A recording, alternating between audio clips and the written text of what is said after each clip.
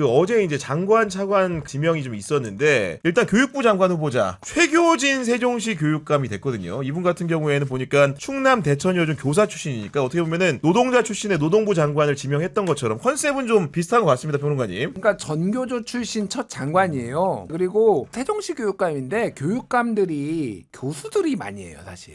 그러니까 이게 왜냐면은 중고등학교 교사에게는 좀 더 그 정치 표현의 이런 자유가 좀 더 엄격하게 제한되는데 교수들한테는 폭넓게 좀 인정이 그렇네. 되거든요. 그 차이가 있네. 평소에도 정치권에 어느 정도 줄이 다 있거나 뭐 이런 것들이 좀 예전에 또 정당 추천을 받거나 막 이런 상황이니까. 그런데 대천 여중 교사로 임용돼서 이제 뭐 모든 커리어가 다 그쪽은 아니지만 어쨌든 그런 거잖아요. 그러니까 사실 저는 굉장히 이 부분에 있어서는 좋게 봐요. 교육이라는 게 뭐 초등교육도 있고 중등교육도 있고 고등교육도 있고 막 다 있는데 좀 이런 경험을 해본 사람도 교육부 장관이 필요하다. 맞습니다. 실제 중등교육을 해본 사람이 또 해야 되지 않나 그 생각이 들어요. 여러 가지 하여간 물론 뭐 정교조 출신이라서 반대하시는 분들도 있지만은 네. 또 장관이 되면 또 달라지거든요. 그러니까 그런 밸런스를 맞추는 데 있어서 상당히 저는 긍정적으로 봅니다. 아니 그리고 여가부 장관 후보자 같은 경우는 원민경 변호사가 이제 임명이 되는데 이분 같은 경우에도 민변에서 여성인권위원장을 지냈고 특히 텔레그램, 엠번방, 성착취 피해자들을 대리해가지고 변호 활동을 열심히 하시더라고 보니까. 네. 그러니까 이제 원 변호사 같은 경우도 이제 국가인권위원회에서 또 활동을 했고 그 김용원 상임이사 있잖아요, 상임위원. 네.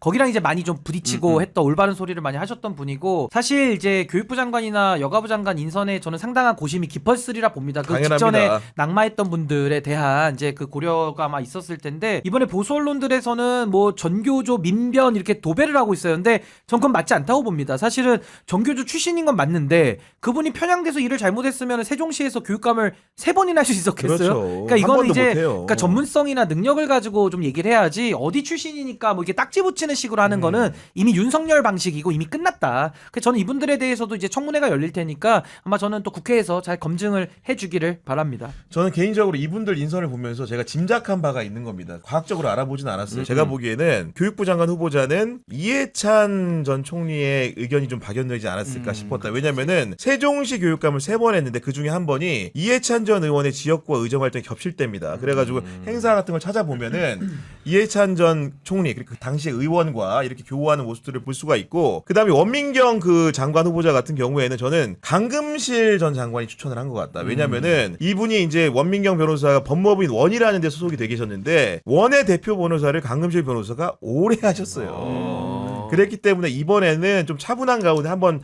낭만 그 후보자를 세우는 거기 때문에 원로들의 좀 공적 검증을 받은 후보자들을 위주로 인선을 한 게 아닌가 하는 추측을 해보는데 왠지 맞을 것 같아요.